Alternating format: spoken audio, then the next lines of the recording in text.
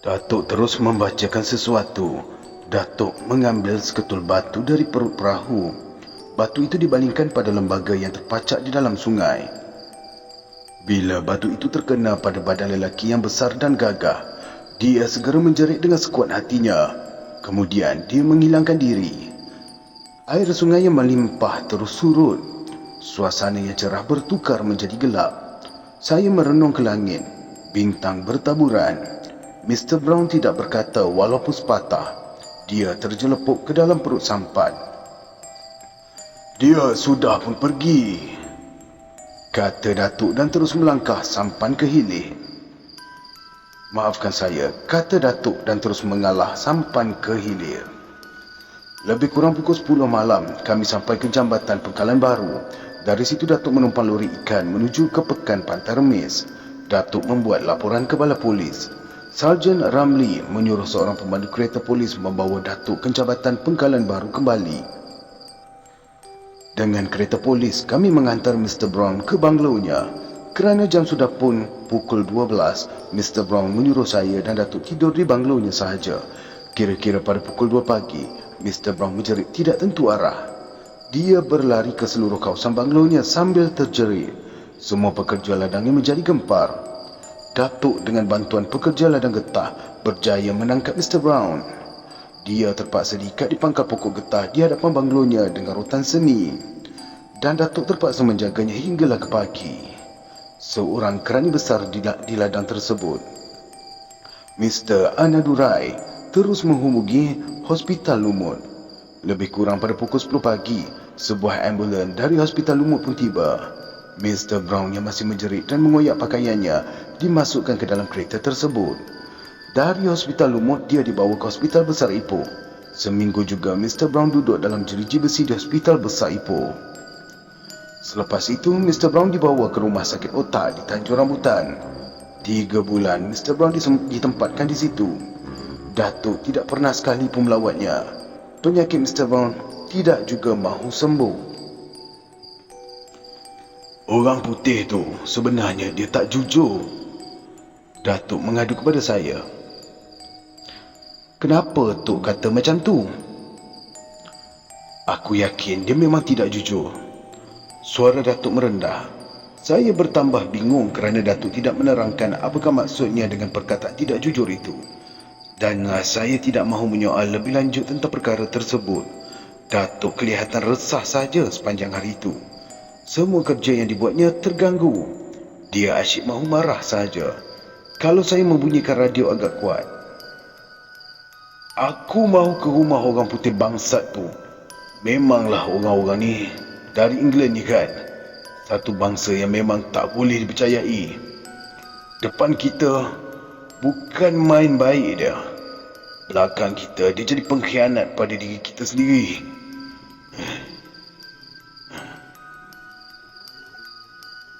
Datuk merungut panjang. Dia pun mengenakan seluar hitam dan baju merahnya ke badan. "Buat apa pula Datuk nak pergi rumah dia? Dia kan tak ada." "Kau mana tahu, ini urusan aku." Datuk memijak anak tangga turun dan mengambil basikal di bawah rumah. Dengan basikal, dia pergilah ke rumah besar Mr. Brown. Lebih kurang pada pukul 5 petang, Datuk pun pulang. Saya melihat dia membawa satu bungkusan kecil di pelantar basikalnya. Sebaik sahaja Datuk menungkap basikal, saya terus menghampirinya. "Jangan kau pegang bungkusan tu." "Apa benda pula ni tu?" "Ini tanah yang diambil oleh Mak Saleh bangsat tu. Di tempat puaka, disembunyikannya dalam beg." "Tok nak buat apa pula dengan tanah tu?" Aku nak kena pulangkan balik. Kalau tak dipulangkan, kita akan kena petakanya. Mendengar cakap Datuk itu, fahamlah saya kenapa dia menuduh Mr. Brown tidak jujur. Dan malam itu saya menemani Datuk menghanyutkan tanah di sungai. Datuk meletakkan segumpal tanah itu di atas upih pinang. Kemudian dihanyutkan. Masa Datuk melakukan semuanya itu, dia tidak bercakap ataupun bersuara. Cuma lututnya sahaja yang kelihatan. Maafkan saya, cuma mulutnya sahaja yang kelihatan kumat kamit membacakan sesuatu. Seminggu selepas Datuk menghanyutkan tanah poka itu, Datuk mendapat berita dari kerani besar Allah dan getah yang Mr. Brown telah pun meninggal dunia. Mayatnya telah pun dihantar ke England. Tempat Mr. Brown segera digantikan oleh Jack McIntosh dari Singapura. Tetapi yang anehnya, pengurus baru itu tidak berani langsung untuk duduk di banglo. Setiap kali dia tidur di banglo tersebut, dia selalu sahaja diganggu oleh satu lembaga yang menyerupai Mr. Brown. Kadang-kadang, pengurus baru itu diangkat dari bilik tidur, pergi ke ruang dapur. Ada kalanya dicampakkan ke tengah halaman banglo. Jadi, banglo besar yang serba lengkap itu pun lantas terbiar. Dalam tahun 1960, banglo besar itu dibakar oleh seorang pekerja ladang getah yang begitu naik marah kerana setiap malam dia terdengar bunyi orang menangis dalam banglo tersebut. Sebaik saja banglo itu hangus dimakan api, pekerja itu pula mati ditimpa oleh salah satu tiang dari dalam banglo itu hingga kini masih wujud. Penuh dengan pokok-pokok hutan pula. Semua peristiwa itu dijadikan Datuk sebagai pengajaran. Dia selalu mengingatkan saya begini: lakukanlah semua pekerjaan ataupun apa-apa dengan rasa tanggungjawab dan jujur, kerana kejujuran adalah harga diri manusia yang tidak ternilai. Terlalu sedikit manusia yang tidak jujur pada diri sendiri, pada janji dan sebagainya. Bila kau menjadikan kejujuran itu sebagai panduan hidup, engkau akan merasa kebahagiaannya. Saya cuma anggukkan kepala saja bila mendengar dia berkata begitu.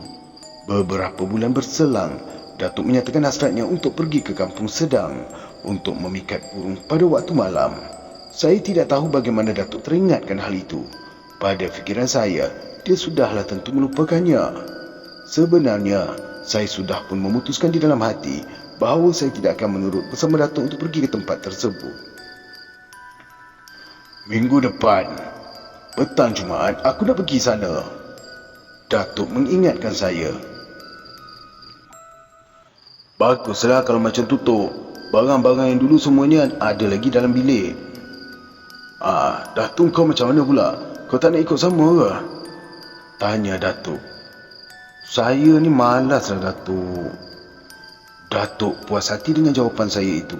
Sementara menanti petang Jumaat, Datuk hanya duduk-duduk di rumah sahaja. Kadang-kadang dia menjenguk bini mudanya di kampung Bunian. Pada suatu petang, selepas Datuk menemui isteri mudanya, dia memanggil saya. Cepat-cepat pula saya menghampirinya. Datuk duduk terjuntai kaki di kepala tangga. Ada apa, Tok? 2-3 hari ni, aku selalu teringatkan adik bongsu aku yang duduk di Ulu Kelang. Agak-agaknya dia tu sakit. Habis tu, Datuk nak pergi sana ke? Hajat tu memanglah begitu. Habis tu kata Datuk, kata nak pergi ke Kampung Sedang. Itu tak mustahak, yang penting adik-beradik ni. Saya terdiam mendengar cakap Datuk itu. Saya segera teringat, kali terakhir saya bertemu dengan adik bongsu Datuk ialah pada yang saya panggilkan sebagai partner itu adalah pada tahun 1947. Selepas itu, saya tidak pernah bertemu dengannya lagi. Terlalu sukar untuk pergi ke Hulu Kuang. Tidak ada kenderaan yang boleh sampai ke sana. Lagipun kawasan itu termasuk dalam kawasan hitam. Yang sekarang ini sudah ada jalan raya dan kenderaan yang berulang-alik dari Cemur ke Hulu Kuang. Kerana hal-hal itulah, saya dan Datuk terpisah dengan keluarga. Petang itu juga kami bertolak dari rumah Datuk ke Ipoh dengan menaiki bas. Dari Ipoh pula kami menyewa teksi pergi ke Cemur. Sampai ke Cemur sudah pukul 6 petang. Kami tidak dibenarkan masuk ke Hulu Kuang kerana kawasan itu terlibat dengan perintah berkurung dari jam 6 petang hinggalah 6 pagi. Datuk terus melaporkan dirinya ke Balas Polis Cemur kerana kami membuat keputusan untuk tidur di Masjid Cemur. Sesudah memberikan butir-butir mengenai diri kami kepada pihak polis, kami dibenarkan tidur di masjid tersebut. Sesudah menunaikan sembahyang Isyak, saya terus baring di bucu masjid. Datuk pula baring dekat tiang. Akhirnya saya terlena. Lebih kurang pukul 2 malam, Datuk mengejutkan saya. Sudah, bangun. Kita pergi ke Hulu Kuang. Macam mana nak begitu? Nanti kalau kena tangkap atau ditembak askar. Kau ni banyak cakap pula. Bangun sajalah. Suara Datuk keras. Dia menarik tangan saya hingga terduduk. Saya terus kesat mata dengan belakang tangan. Datuk menyuruh saya berdiri di pintu masjid. Perintahnya saya ikuti. Sebentar lagi dia datang. Datuk beritahu saya. Apa pula yang datang ni tu? Aduh. Tanya saya yang ingin tahu. Kau cubalah, jangan banyak cakap. Datuk menyergah saya. Mukanya kelihatan bengis.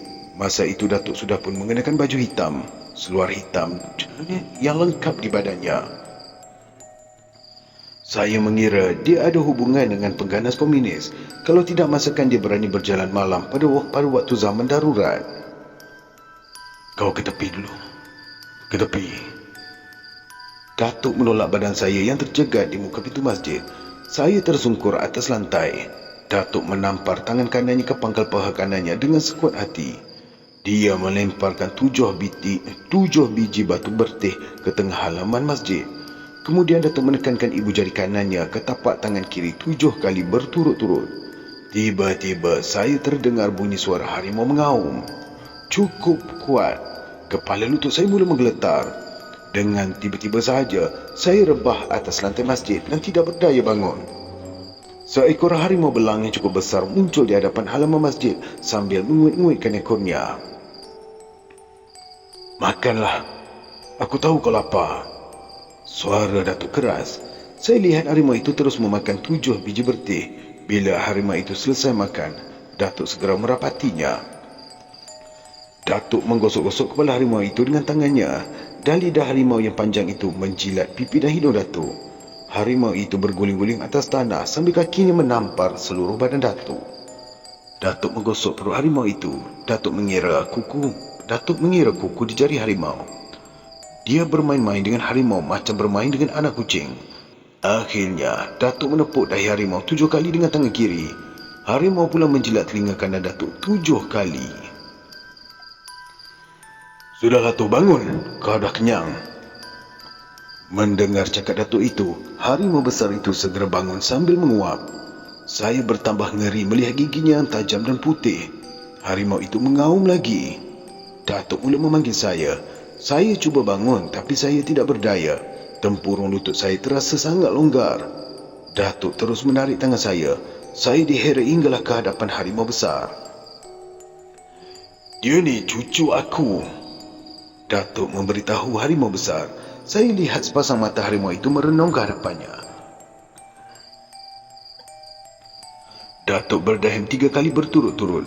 Harimau itu melunjukkan kaki. Badannya pula direndahkan. Datuk mula mengangkat badan saya, lalu diletakkan di pangkal tengkuk harimau berbadan besar serta berbelang tebal. Saya rasa nyawa saya sudah pun melayang dari badan. Badan saya menjadi lembek. Saya tidak boleh duduk tegak. Dada dan muka saya terhempap atas batang leher harimau. Bulu harimau yang kasar dan keras itu mencucuk batang hidung dan pipi saya. Bila harimau itu menggerak-gerakkan badannya, saya juga akan ikut tergerak. Kau peluk tengkuk dia tu kuat-kuat. Datuk mengingatkan saya. Antara sedar dengan tidak, saya lihat Datuk terus naik ke atas belakang harimau. Harimau besar itu segera menegakkan badannya. Datuk terus menepuk-nepuk punggung harimau macam gembala lembu yang menepuk punggung lembunya. Ke Hulu Kuang. Saya terdengar suara Datuk. Serentak dengan itu, harimau itu pun melangkah. Saya rasa harimau itu berjalan bagaikan tidak jejak ke bumi. Melayang-layang di udara, membelah pekan Cemor, melintasi jambatan kereta api. Terus pula menghala ke kampung Cik Zainal serta melintasi kawasan kampung baru Tanah Hitam. Saya nampak tentera berjaga dengan senjata di tangan. Semuanya tidak memandang ke arah kami. Kerana terlalulah laju harimau itu bergerak. Badan saya terasa sejuk. Belum saya menghitung dari 1 sampai ke 10, harimau itu sudah pun tiba di kaki tangga rumah adik bongsu Datuk. Hari masih gelap lagi. Kokok ayam masih lagi kedengaran. Datuk menurunkan saya dari belakang harimau. Sebelum harimau meninggalkan kami, Datuk memberi harimau itu makan 7 biji berteh. Saya tidak tahu dari mana berteh itu diperolehi oleh Datuk. Selesai sahaja maafkan saya. Selesai sahaja harimau itu memakan berteh. Lagi sekali Datuk menepuk-nepuk dahi dia. Datuk membisikkan sesuatu ke telinga harimau. Dan harimau itu bagaikan mengerti dengan apa yang diucapkan oleh Datuk kerana telinganya bergerak-gerak. Balik ke rumah kita, jaga kampung serta tanah ladang kita. Suara Datuk meninggi. Harimau itu menguap panjang. Dengan sekeli mata sahaja, harimau itu hilang dari pandangan saya. Datuk tidak segera mengejutkan adik bongsunya. Menurut Datuk, pantang besar kalau kita menunggang harimau dan mengejutkan tuan rumah yang kita pergi sebelum tuan rumah itu terjaga. Adik bongsu Datuk terkejut bila dia membuka pintu rumah pada pagi itu dan mendapati kami duduk di kaki tangga. Dia mengucap panjang dan merasa takjub. Bagaimana kami boleh sampai ke pagi ke tempatnya, sedangkan perintah berkurung berakhir pada jam 6 pagi. Dia terus menyoal Datuk bagaimana kami boleh sampai terlalu awal.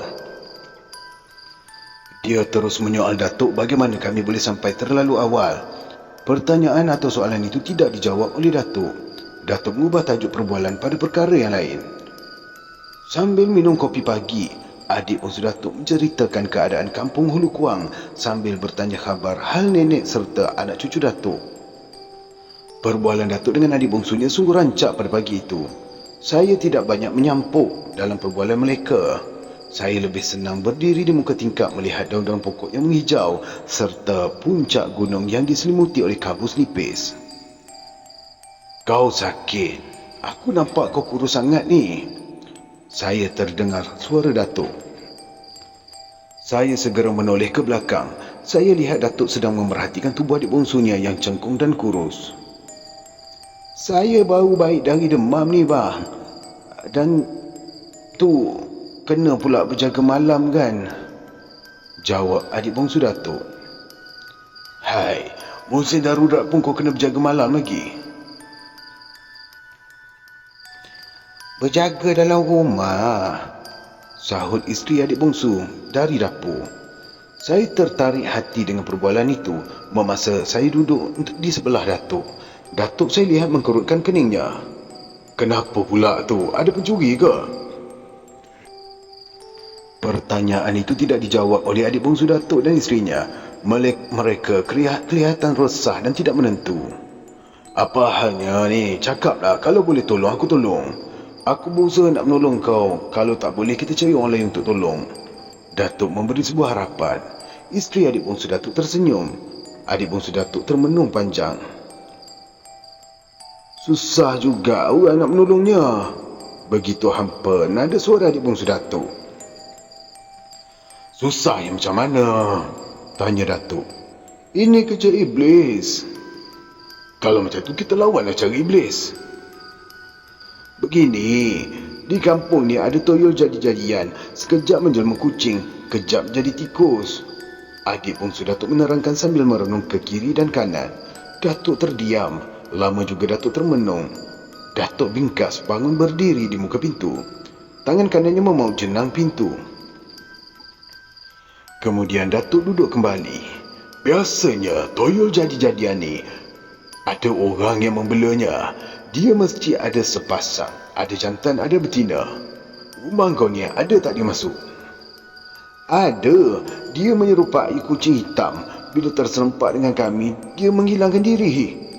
Dengan penerangan adik bongsunya itu, Datuk dapat menduga bahawa toyol jadi-jadian itu masih belum mempunyai pasangan lagi. Dan orang yang membela akan berusaha mencari pasangannya. Datuk memberitahu adik bongsunya, perkara itu boleh diatasi atau dilenyapkan terus dengan syarat dia harus tinggal di Hulu Kuang agak lama sedikit. Untuk mencari tuan punya toyol jadi-jadian itu memakan masa, memerlukan beberapa syarat yang tertentu. Kerjanya sulit, tapi harapannya masih ada kerana tuan dia masih lagi mencari pasangan. Jelas Datuk dengan tenang. Macam mana cara dia? Soal isteri adik bongsu Datuk. Mendengarkan pertanyaan itu, Datuk tersenyum panjang sambil memicit pangkal dagu.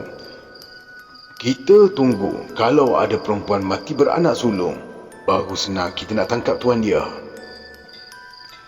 Cakap Datuk itu membuatkan adik bongsu Datuk dan isterinya berpandangan. Dalam kepala isteri adik bongsu mula terbayang tentang perempuan-perempuan di kampung Hulu Kuang yang mengandung anak sulung.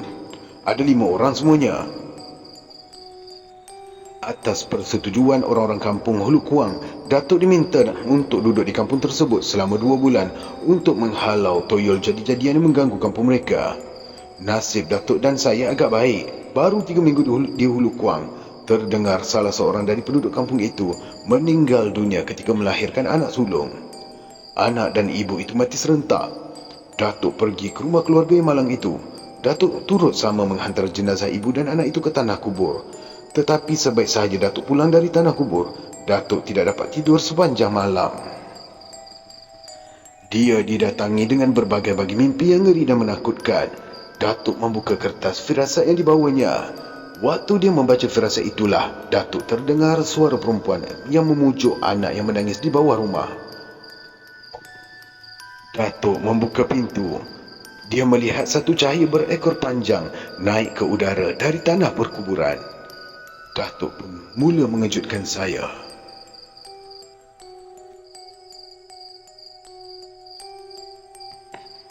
Kalaulah bukan Datuk yang mengejutkan saya di tengah malam buta itu, sudah pastilah kena penendang sulung saya.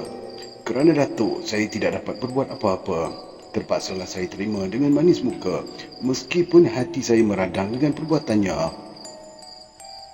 Kenapa, Tok? Saya tanya sambil menggesel-geselkan kelopak mata. Datuk hanya tersenyum sambil meraba-raba misai bengkoknya yang macam tanduk seladang jantan. Sekali-kali misainya pun turut bergerak. Kita sudah hampir pada matlamatnya. Matlamat apa pula, Tok? Mencari orang yang jadi tuan tuyul? Ya, okey, kalau kau faham baguslah. Datuk merebahkan badannya di sisi. Memang saya tidak sedar waktu mana Datuk bangun. Bila saya buka kelopak mata, Datuk sudah pun selesai sembahyang subuh. Dia memaksa saya untuk pergi ke perigi sendirian untuk mengambil air sembahyang. Saya patuh dengan cakapnya itu. Datuk tidak dapat melupakan kebiasaannya berjalan berbatu-batu sambil membasuh muka. Membasuh mukanya dengan badannya dengan air embun pada waktu pagi. Datuk pula tidak mengambil kesemua air embun di daun kayu untuk membasuh muka dan badannya. Dia akan memilih jenis daun yang tidak miang ataupun gatal. Cara dia menyapu air ke muka pun juga agak ganjil. Dia akan memulakan dari pangkal dagu, membawa ke atas hinggalah sampai ke gigi rambut. Kemudian barulah dia membasuh kedua belah keningnya. Paling akhir sekali, dilakukannya ialah memasukkan air ke dalam lubang hidung hingga bersin. Kemudian Datuk akan memijak rumput hijau 7 kali ke arah matahari naik dan 6 langkah ke arah matahari yang jatuh. Kebiasaannya itu dibuatnya juga semasa dia berada di Ulu Kuang dekat Cemor.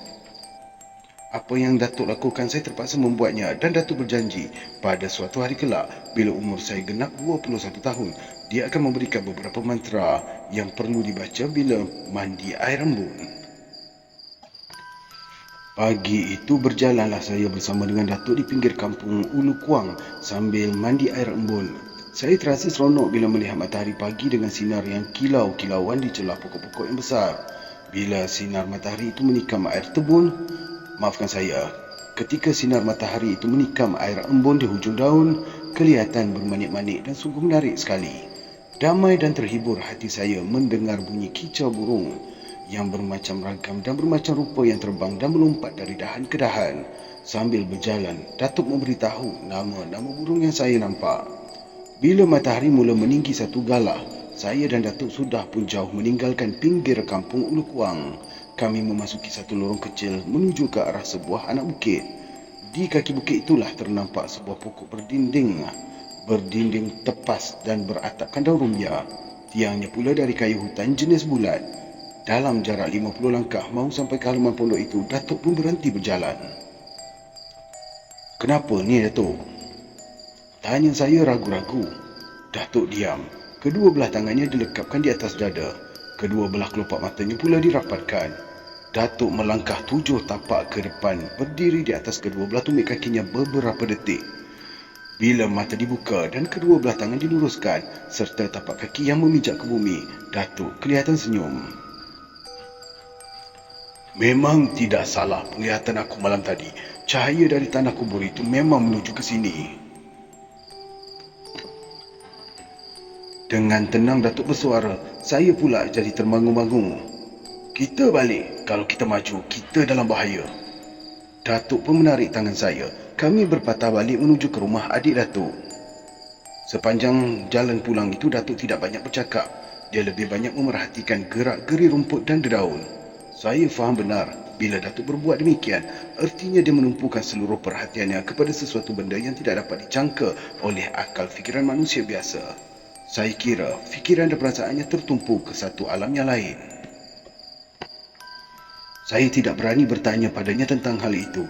Saya takut nanti dia naik angin. Kalau Datuk naik angin, saya akan kena maki dengan percuma sahaja. Kalau Datuk tidak maki, dia akan menjegilkan biji matanya sebesar telur ayam hutan.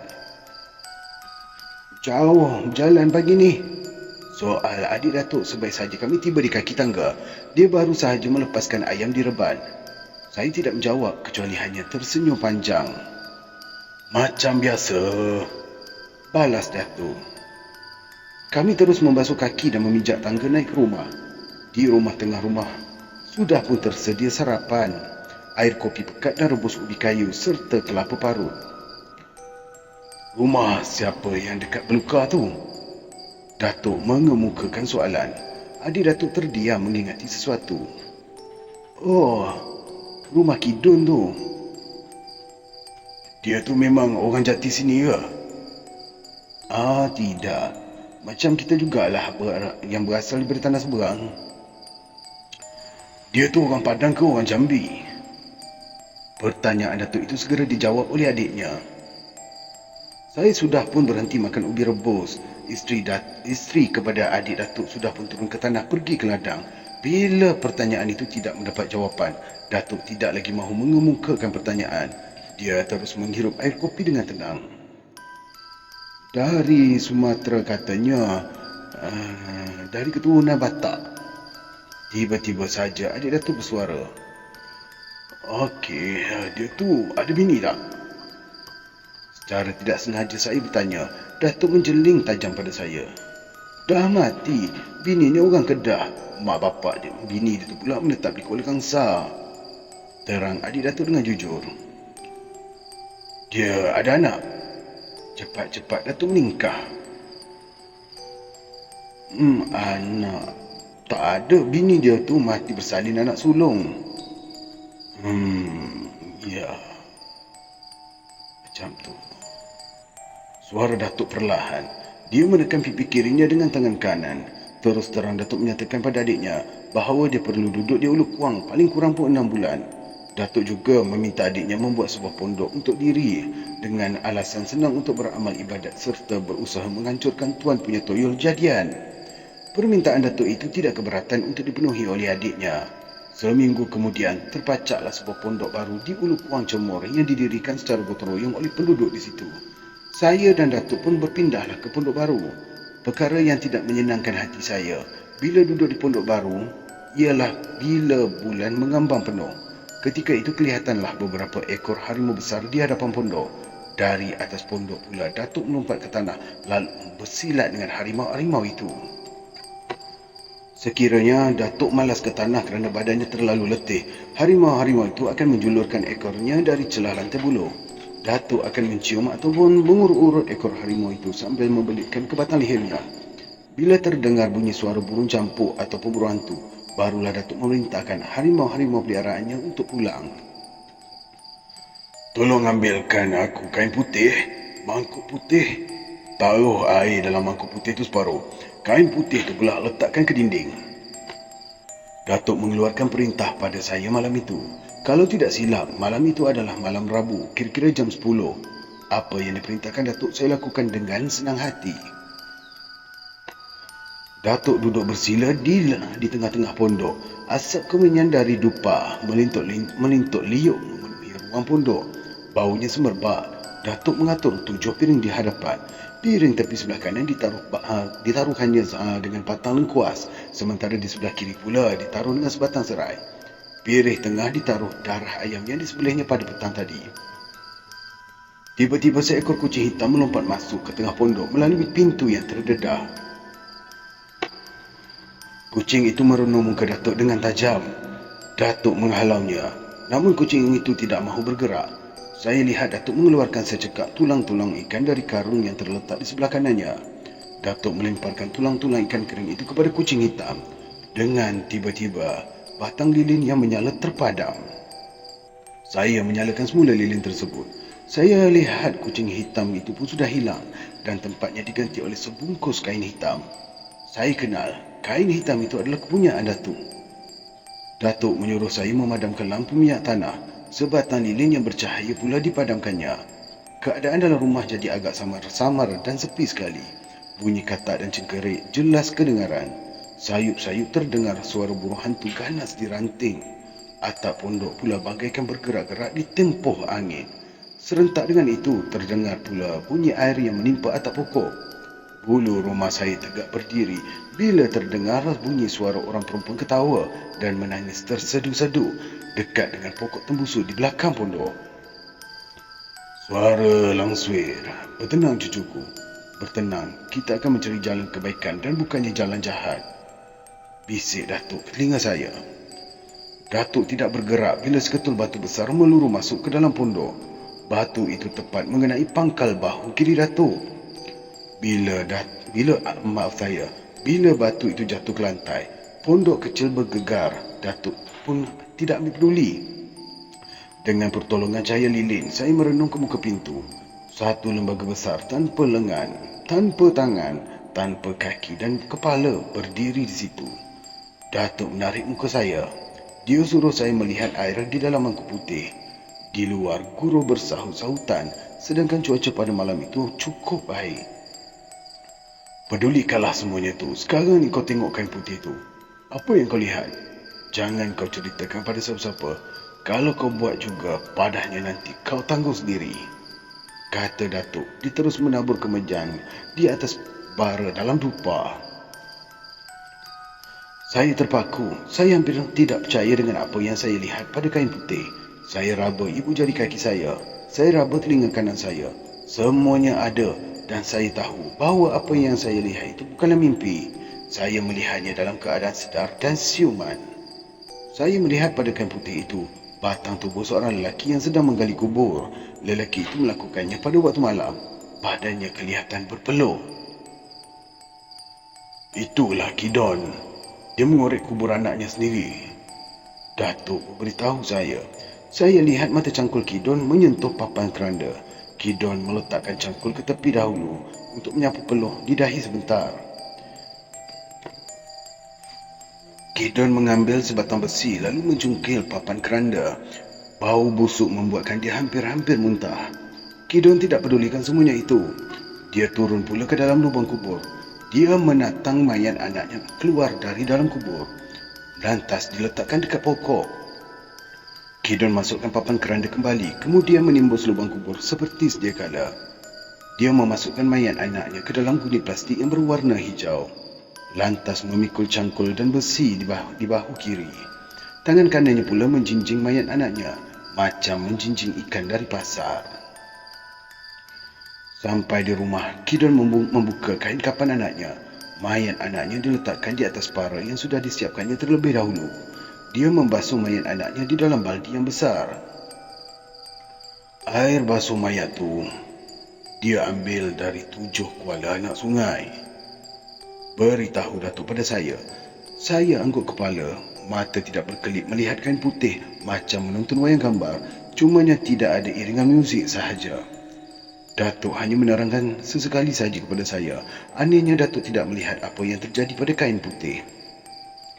Kedua matanya memejam rapat seperti orang yang tidur. Dengkur nafasnya macam orang yang sudah tidur lena. Ketika itu saya seperti tidak berada di dalam pondok. Saya seperti berada di satu tempat asing yang sungguh sunyi, sepi sekali. Air itu diambil ketika remang-remang senja. bersama dengan bunyi gagak. Ujar Datuk. Saya lihat Kidon membuka semua pakaian di badan. Sekarang dia sudah telanjang. 7 bunga yang berlainan warna dimasukkan ke dalam baldi. Selesai memandikan mayat anaknya, Kidon merenjaskan pula dengan air sebanyak 7 kali. Mulutnya membaca sesuatu dan Kidon membasuh muka, lantas meminum air yang telah digunakan membasuh mayat anaknya tadi. Saya perhatikan Kidon melakukan semuanya itu dengan teliti. Setitik air pun tidak jatuh ke atas lantai. Mayat anaknya itu diletakkan di atas para. Kidon mengambil air mandi mayatnya anaknya dan disiramkannya ke atas kepalanya hinggalah ke hujung kaki.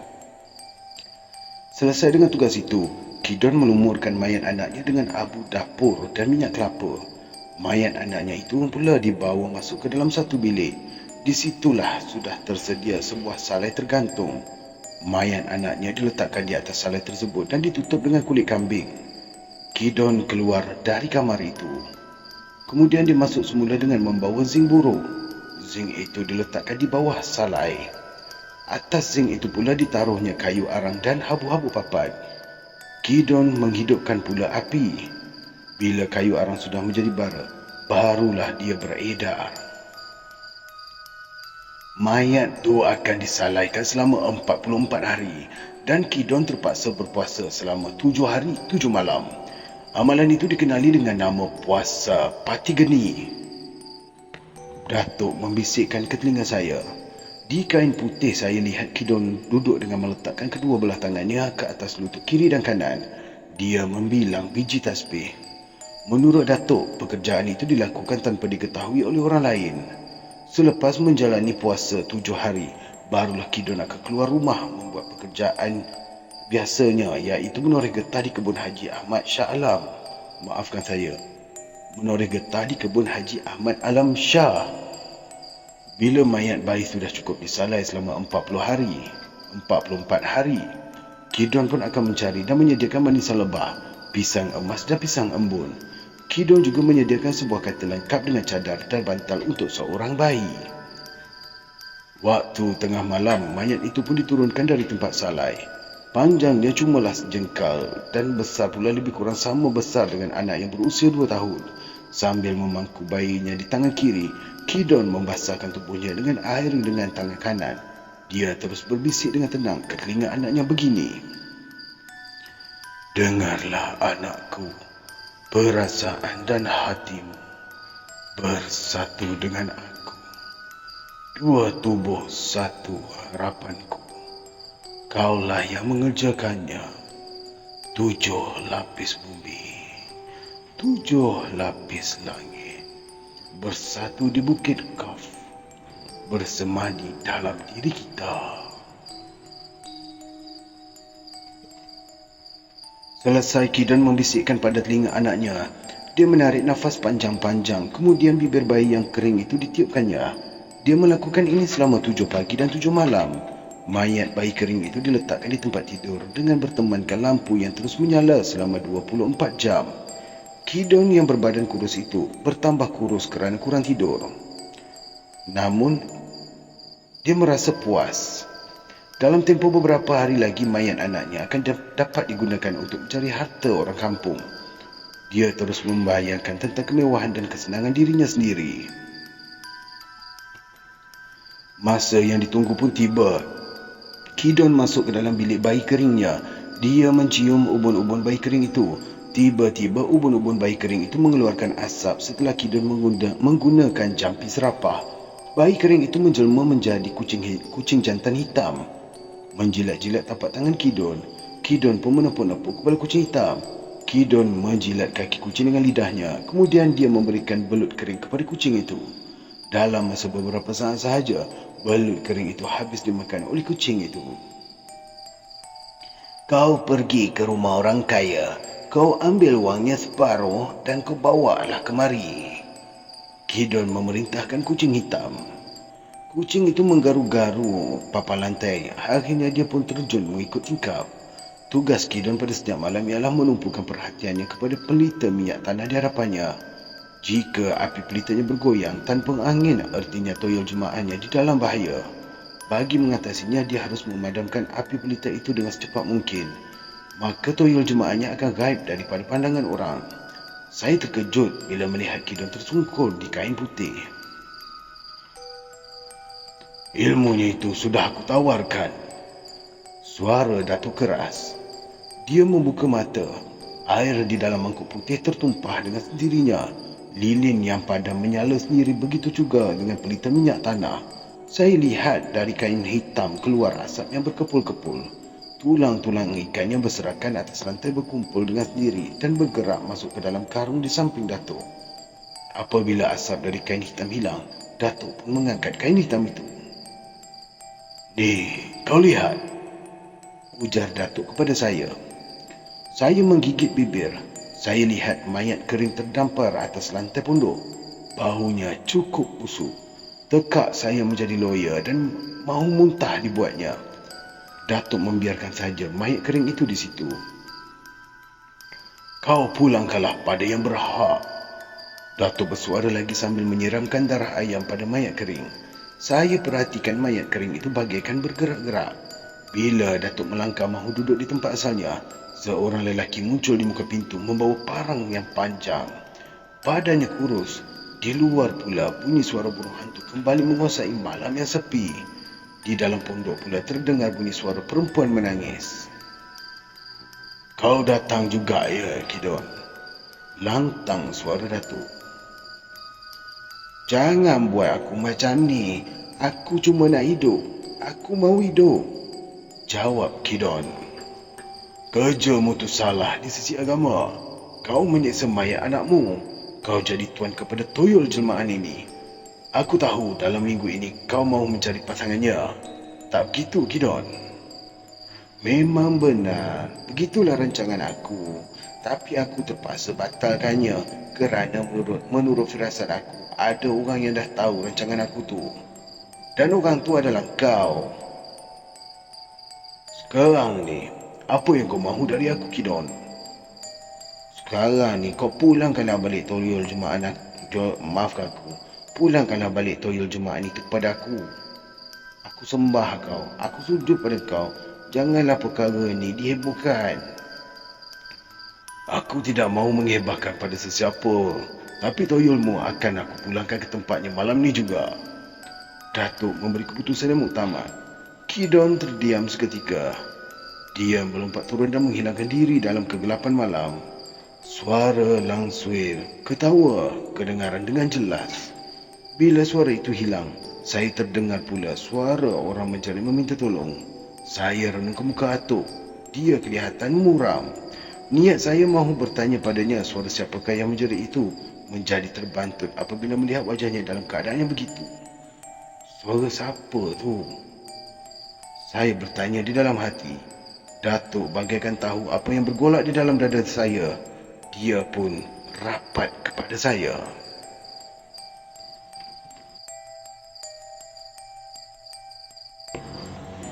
Datuk terus berbisik kepada saya. "Tidurlah. Esok kau akan tahu apa yang dah terjadi."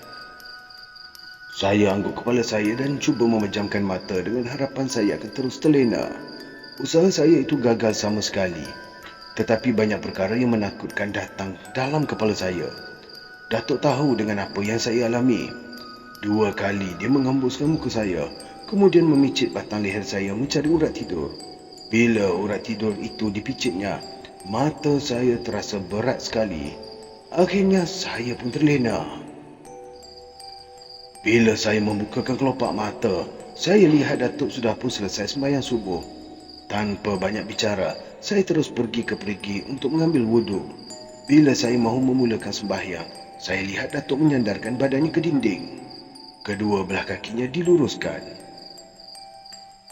"Aku harap kau akan jadi orang Islam yang teguh dengan rukun yang 5 bila kau sudah jadi macam aku," ujar Datuk sebaik sahaja saya menyelesaikan perintah Allah. Saya tersenyum. Sembahyang itu tiang agama.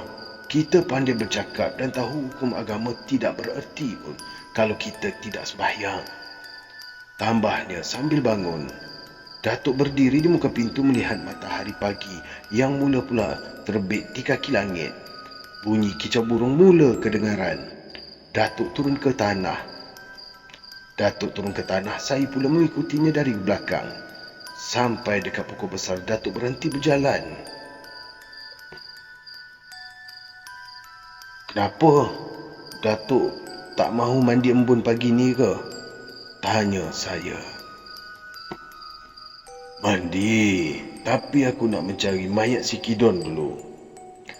Aku agak di kawasan ni. Kau cari arah matahari terbit dan aku pula cari di matahari yang jatuh." "Baiklah, Tok." Saya berjalan menuju ke arah pokok jejawi yang besar. Lebih kurang dalam 20 langkah mahu sampai ke pangkal pokok jejawi besar, saya ternampak dengan mayat Kidon. Badan saya menggigil. Saya lihat mayat Kidon tanpa kepala. Seluruh badannya bercalar, macam digaru oleh binatang puas. Datuk pun segera panggil saya. "Kenapa?" soal Datuk. "Ni tu, mayat." Mayat." Suara Datuk menurun. Dia pun melangkah menuju ke arah mayat Kidon. Datuk mematahkan anak-anak pokok lalu menutup mayat Kidon. "Kita mandi embun dulu," kata Datuk dengan senyum. "Mayat ni pula macam mana, Tok?" "Biarkan di situ dulu. Lepas mandi embun baru kita uruskan. Baru kita beritahu pada orang kampung." "Saya faham, Tok, saya faham." Pagi itu kami berjalan di tepi hutan kecil sambil mandi embun. Badan terasa cukuplah segar. Bila mandi embun selesai, Datuk terus menemui ketua kampung. Kerana Kidon tidak mempunyai sanak saudara, urusan perkebumian mayatnya diuruskan oleh Persatuan Khairat Kematian kampung itu. Ketua kampung memberitahu pada semua penduduk bahawa kematian Kidon dibaham oleh harimau. Perkara yang serupa itu jugalah dilaporkan kepada pihak polis. Sejak kematian Kidon, kampung Hulu Kuang tidak lagi diancam toyol yang mencuri wang penduduk dan barang-barang yang berharga. Seminggu selepas itu, iaitu selepas kematian Kidon, pondoknya pula terbakar dengan sendiri pada waktu tengah hari. Akhirnya orang-orang kampung tahu juga yang Kidon membela toyol jadi-jadian. Mereka datang mengucapkan tahniah atas kejayaan Datuk. "Saya tidak bunuh Kidon, ya. Dia ni mati dimakan oleh toyol yang diciptakannya sendiri. Biasanya toyol jadi-jadian boleh mendurhaka kepada tuannya. Itulah sebab kepala Kidon hilang," kata Datuk kepada orang-orang kampung yang melawat pondok Kidon yang terbakar itu. Waktu Datuk mengkais-kais di kawasan rumah Kidon yang sudah dimakan api, Datuk menemui tengkorak. Datuk yakin tengkorak itu ialah tengkorak Kidon. Masuk minggu kedua Kidon dikuburkan, orang kampung terdengar pula bunyi suara lelaki menjerit dari tanah kubur pada waktu malam. Bila disiasat, ternyata suara itu datangnya dari kubur Kidon. Orang-orang kampung terpaksa membacakan surah Yasin selama 2 minggu di surau. Mohon pada Allah supaya suara yang menjerit itu tidak didengari lagi oleh orang-orang kampung. Akhirnya dengan kuasa Allah SWT yang Maha Besar, suara itu tidak kedengaran lagi. Menurut imam masjid kampung tersebut, perkara itu berlaku adalah dengan kuasa Allah yang mahu memperlihatkan kepada manusia di dunia bahawa sesuatu yang dilakukan tidak mengikut atau terkeluar dari hukum-hukum agama akan mendapat balasan yang setimpal dari perbuatannya itu. Orang-orang Islam yang baik mendapat rezeki yang halal melalui titik peluhnya sendiri. Islam menyuruh umatnya berusaha dengan cara yang baik. Saya harap apa yang terjadi pada diri Kidon akan menjadi pelajaran kepada kita semua. Imam kampung Hulu Kuang yang berbadan tegap itu memberitahu kepada semua penduduk kampung di situ. Dalam jangkaannya, saya dan Datuk akan meninggalkan Hulu Kuang pada petang Khamis kerana pada malam Jumaat itu, Datuk akan bermalam di rumah isteri mudanya iaitu yang orang Bunian. Jangkaan itu tidak terlaksana. Waktu saya bersiap-siap pada petang Rabu, seorang lelaki dari Tanjung Rambutan mengajak Datuk untuk menembak kijang di Hulu Kinta. "Saya setuju, tapi macam mana sekarang pun musim darurat?" Datuk bertanya pada orang yang mengajaknya. Lantas orang itu ketawa. "Sebenarnya, saya memang ada memasang jerat pelanduk, kancil dan lain-lain di hutan Hulu Kinta. Kita dikenakan perintah berkurung pada waktu malam saja, kan? Jadi kita boleh pergi pada waktu siang." "Haha, begitu. Ya, tentu setuju. Pada pagi Khamis, saya dan Datuk menaiki bas dari Cemor ke Tanjung Rambutan. Dari situ berjalan kaki menuju ke Batu Lapan. Belum pun pukul 10, kami sudah pun berada di dalam hutan yang tebal. Sebelum itu, kami melaporkan diri di Balai Polis Tanjung Rambutan dan menyatakan tujuan kami untuk masuk ke dalam hutan. Kawan baru Datuk itu memberikan senapang kampungnya untuk digunakan oleh Datuk. Di samping itu juga, dia menyuruh Datuk untuk membuat beberapa jerat yang baru. Sampai di satu kawasan, kawan baru Datuk menyuruh saya dan Datuk menuju ke arah sebuah anak bukit yang menurutnya di situ ada beberapa jerat yang sedang dipasang, sedangkan dia pula menuju ke arah yang lain. Berpuluh juga saya berjalan dalam hutan itu. Satu keistimewaan Datuk ialah yang tidak terdaya saya melawannya ialah dia terlalu cepat bergerak di dalam hutan. Dahan-dahan dan pokok-pokok yang dipijaknya tidak pula berbunyi. Saya terkejut besar bila seekor harimau yang dengan tiba-tiba muncul dari balik rimbun pokok salak jambi. Matanya tajam merenung saya. Ekornya pula bergerak-gerak. Dah. Kamu jangan nak kacau aku nak lalu di sini. Pergi cari makan di tempat lain. Begitulah Datuk berdialog dengan harimau. Dan harimau itu bagaikan mengerti dengan apa yang Datuk katakan itu. Dia bergerak perlahan-lahan dan akhirnya menghilangkan diri di dalam hutan yang tebal itu. Berhenti! Datuk memaut bahu saya. Kenapa pula tu? Sembunyikan diri kau tu di balik pokok. Saya pun akur dengan cakap Datuk. Dia meniarap di pangkal pokok yang besar. Saya juga begitu.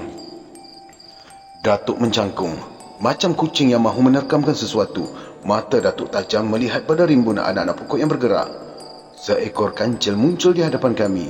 Datuk melompat bagaikan kucing. Dalam sekali mata sahaja, dia berjaya menangkap kancil, lalu dimasukkanlah ke dalam guni. Kawasan yang kami lalu itu sekarang sudah dijadikan pusat latihan dan rumah pasukan polis hutan Hulu Kinta. Hutan tebal yang kami jelajahi dulu sudah pula digantikan dengan rumah hutan. Maafkan saya, dengan hutan yang digantikan dengan rumah pangsa yang bertingkat-tingkat. Datuk dan saya terus berjalan. Kalaulah Datuk itu adik saya, sudah pasti saya menarik tangannya pulang. Saya terasa bosan berjalan di dalam hutan yang tebal dan lembap dengan bermacam-macam bunyi lagi burung hutan. Saya merasakan kesal mengikutnya. Kalaulah saya mengikut cakap adik Datuk yang menyuruh saya tinggal di rumah, tentulah saya tidak akan mengalami kesengsaraan yang semacam ini. Bila saya fikirkan dalam-dalam, ada baiknya menurut Datuk berburu dalam hutan dapat menambahkan pengalaman saya sendiri. Kepala dan hati terus melayang perasaan. Kaki terus juga melangkah, meredah duri dan onak. Saya mula terasa dahaga. Tekak pula terasa cukup kering. Saya dahaga tu. Kau ni memang banyak ragam. Tadi gatal sangat nak ikut. Aduh jahanam. Datuk merungut panjang sambil menyambung. Jalan ke depan lagi. Kalau ada paya atau kolam. Lepas tu kau minum sampai bengkak pun kau tu. Datuk terus menolak saya. Ramalan Datuk tepat. 20 langkah melangkah ke hadapan, kami bersua dengan sebuah paya yang airnya cukup jernih. Bila saya mahu minum, Datuk segera menahan. Jangan minum dulu.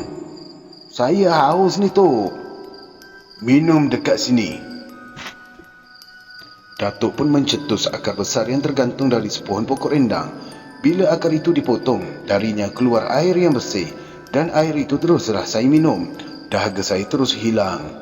Bila saya merenung ke arah paya yang berair jernih, saya lihat air di paya itu bergerak-gerak. Di tengah perut paya itu terdapat seketul batu besar yang macam bentuk kapal. Saya terdengar bunyi suara orang ketawa panjang, tetapi bentuk manusia memang tidak lagi kelihatan. Ada suara tu. Aku tahu. Aku mendengarnya kerana itulah aku tak benarkan kau minum air paya. Kita balik je lah tu. Tak usah. Kita tengok dulu apa yang jadi. Datuk dan saya pun segera bersembunyi di dalam rumpun pokok-pokok hutan. Saya lihat seorang perempuan berkulit putih berambut panjang sampai ke pinggang. Perempuan itu berkemban, berenang ke tengah dan ke tepi sambil ketawa. Tiba-tiba perempuan itu hilang. Cuma yang tinggal di tengah paya ialah gelombang air yang beralun-alun memburu ke tepi paya. Siapa pula tu? Saya menyoal. Penunggu paya. Jangan tunggu lama di sini, nanti susah kita. Datuk dan saya mula mengubah haluan. Kami berjalan ke arah selatan. Datuk mula terasa sesuatu yang ganjil. Dia menyatakan rasa sangsinya terhadap kenalan barunya yang mengajak dia masuk ke hutan tadi. Dia mula merasa kesal menerima pelawaan kawannya itu. Lebih aneh lagi, kenalan barunya itu tidak pula menjumpai orang-orang di Hulu Kuang sebelum menemuinya. Masa melaporkan diri di Balai Polis Tanjung Rambutan, anggota polis bertugas di situ tidak pula menyoalnya. Seolah-olah kenalan baru Datuk itu tidak wujud di hadapan anggota polis itu, meskipun kenalan Datuk itu berdiri di hadapannya. Keganjilannya baru aku sedar sekarang ni, rungut Datuk. Saya tersenyum, tetapi wajah Datuk kelihatan muram membayangkan rasa kesal yang amat berat dideritainya. Aneh juga kawan kita tu, aku bagaikan terpukau. Apakah dia benar-benar manusia ataupun jin ataupun syaitan? Sebaik sahaja Datuk berhenti bercakap, kenalan barunya terpacul di hadapan kami. Dia menghulurkan tangan untuk bersalam dengan Datuk. Datuk menyambutnya. Mulut Datuk bagaikan terkunci, tidak terlahir kata-kata. Kata kenalan Datuk itu menudingkan jarinya ke arah barat daya. Datuk angguk kepala lalu menarik tangan saya ke arah barat daya. Apabila Datuk dan saya menoleh ke belakang, kenalan Datuk itu sudah tiada lagi. Saya terasa bulu tengkuk saya meremang. Bau harum dan wangi mula menusuk lubang hidung saya dan Datuk. Datuk dan saya tidak berkata walau sepatah pun. Kami terus berjalan hingga sampai ke tebing Sungai Kinta. Di seberang sungai terdapat perkampungan orang asli. Perkampungan orang asli itu sekarang terkenal dengan nama Kinta Intek. Kebanyakan orang asli di situ sudah memeluk agama Islam. Alhamdulillah. Matahari sudah mula condong. Bunyi deru air Sungai Kinta memekakkan lubang telinga. Datuk dan saya terus membasuh muka. Tidak jauh dari tempat kami berdiri terdapat sebuah jabatan merintangi sungai tersebut. Di sekitar kawasan jambatan itu sekarang menjadi tumpuan orang ramai setiap hari Ahad untuk berkelah. Kemana kita nak pergi pula ni, Tok? Saya menyoal Datuk. Nampaknya ada orang yang mahu menguji ilmu aku, tapi biarkanlah. Ilmu yang aku tuntut untuk kebaikan. Allah yang tahu hati aku. Datuk bagaikan mengeluh. Dia turun ke dalam sungai dan mandi. Selepas mandi, Datuk tukar pakaian.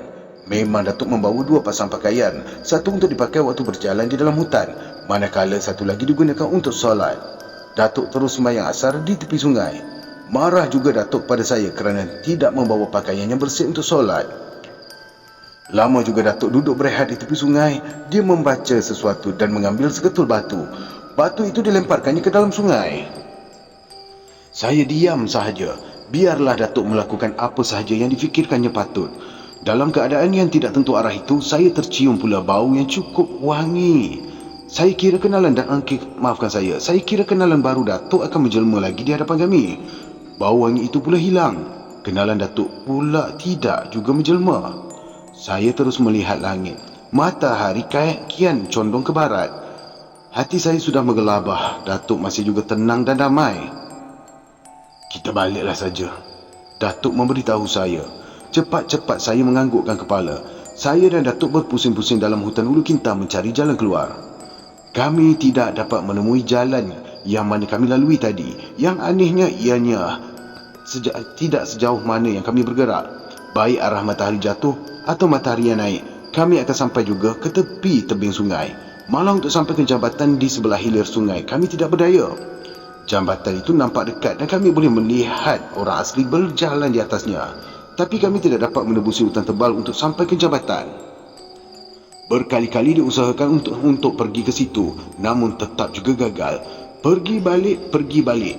Kami tetap berlegar di kawasan tepi sungai itu juga. Hari mula meremang senja. Datuk menggunakan segala kepandaiannya. Ternyata kepandaian Datuk tidak berguna sama sekali di dalam hutan Hulu Kinta. Akhirnya Datuk memutuskan untuk bermalam saja di tepi-tepi sungai tersebut. Waktu saya mahu pergi ke dalam perut sungai, saya terserempak dengan seekor ular sebesar batang kelapa. Saya menjerit. Datuk segera menghampiri saya. Datuk juga terkejut melihat ular yang sebesar itu. Lama juga Datuk merenung mata ular itu. Matanya berkedip, kata Datuk dengan penuh semangat. Kenapa? Mata ular tak berkedip ke, Tok? Biasanya begitulah. Kalau berkedip tu tandanya jin ataupun bukan ular yang biasa. Saya terdiam mendengar penerangan Datuk itu. Lagi sekali, saya dan Datuk tercium bau wangi yang amat sangat. Hari bertambah gelap. Fikiran saya bertambah kacau. Datuk terus menghadap ular yang besar itu. Perlahan-lahan ular itu membuka lingkarannya. Dalam sekelip mata sahaja, ekornya menjunam ke dalam sungai. Air sungai yang mengalir deras itu jadi tidak tertahan. Saya lihat air sungai mula melimpah ke atas tebing, menenggelamkan batu-batu besar di tengah sungai di bahagian hulu. Manakala di bahagian hilir sungai, saya lihat air tidak mengalir. Saya perhatikan Datuk bercakap sesuatu dengan ular tersebut. Setiap kali Datuk mengakhiri percakapannya, ular itu akan menggerakkan kelopak matanya. Ular itu bagaikan mengerti dengan apa yang Datuk cakapkan. Datuk menyuruh saya menutup mata. Saya patuh kepada cakapnya. Masa saya menutup mata itu, saya terdengar bunyi suara angin yang cukup kuat. Saya juga terdengar bunyi dahan patah yang dirempuh angin. Bumi yang saya pijak, saya rasa bergerak macam berlaku gerak gempa yang cukup dahsyat. "Sekarang kau buka mata," ujar Datuk. Saya pun membuka mata. Saya dapat diri saya dan Datuk berada di sebuah surau tua. Saya terdengar suara azan. Seorang lelaki berjubah hijau, berjanggut separas dada menyuruh saya dan Datuk mengambil wuduk. Orang tua berserban hijau itu menjadi imam sembahyang maghrib.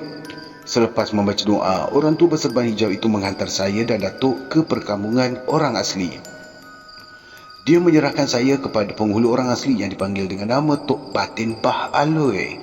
Dia juga menyuruh penghulu orang asli itu mengantar saya dengan Datuk ke jalan besar Tanjung Rambutan, Ipoh pada siang esoknya. Penghulu orang asli itu memberi pengakuan yang dia akan membuat apa yang diperintahnya.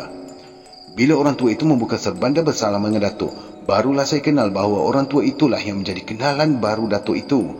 Dia mengucapkan terima kasih kepada Datuk yang telah membinasakan Kidon. Dia juga mengingatkan Datuk supaya jangan datang ke hutan Hulu Kinta tanpa menemuinya terlebih dahulu. Menurutnya, kawasan hutan Hulu Kinta adalah kawasannya. Dia juga meminta Datuk memulangkan kancil yang ditangkap oleh Datuk. "Kalau kamu tidak menangkap binatang peliharaan aku, kita tak akan tersesat kat sini," katanya dengan tersenyum. "Habis tu awak yang mengajak saya mari buru. Saya mahu menguji sejauh mana awak boleh menghargai nyawa makhluk lain," katanya dengan senyum. "Saya ni jadi bingunglah dengan perbuatan kamu," tingkah Datuk. "Jangan bingung. Selain dari manusia, ada lagi makhluk lain yang mendiami bumi ini. Kamu harus mengenali mereka. Tetapi kau terlebih dahulu mengenali kekuasaan Allah yang menjadikan langit dan bumi," tambah lelaki serban hijau. Kemudian dia menghilangkan diri. Sebelum tidur, penghulu orang asli memberitahu saya dan Datuk dia telah pun memeluk agama Islam. Orang yang bertanggungjawab mendorong dia memeluk agama Islam ialah lelaki yang serban hijau itulah. Saya menggigit lidah mendengar cakapnya. Datuk pun menceritakan semua peristiwa yang kami alami kepada penghulu orang asli. Dia ketawa. Menurutnya, ular besar memang selalu ditemui oleh anak buahnya. Anehnya, ular itu tidak pernah membinasakan orang. "Kalau dia lalu di hadapan rumah kami waktu senja, menunjukkan ada perkara yang tidak baik akan berlaku.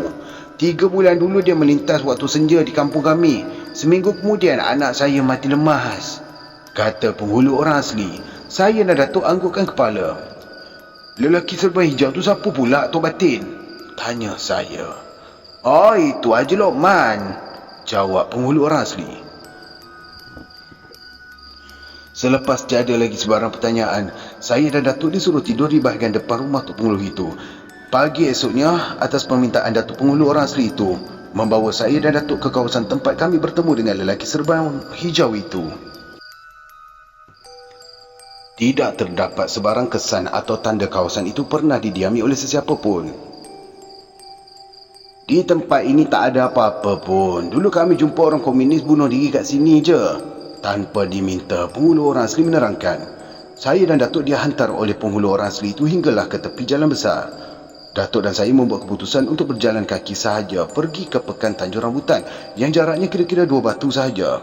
Sedang seronok melangkah, kenalan baru Datuk muncul di hadapan kami dalam masa 2 saat. Kemudian dia menghilangkan diri. Sebaik saja saya dan Datuk sampai di depan balai polis Tanjung Rambutan, beberapa orang Hulu Kuang bersama dengan adik Datuk tersenyum memandang kami.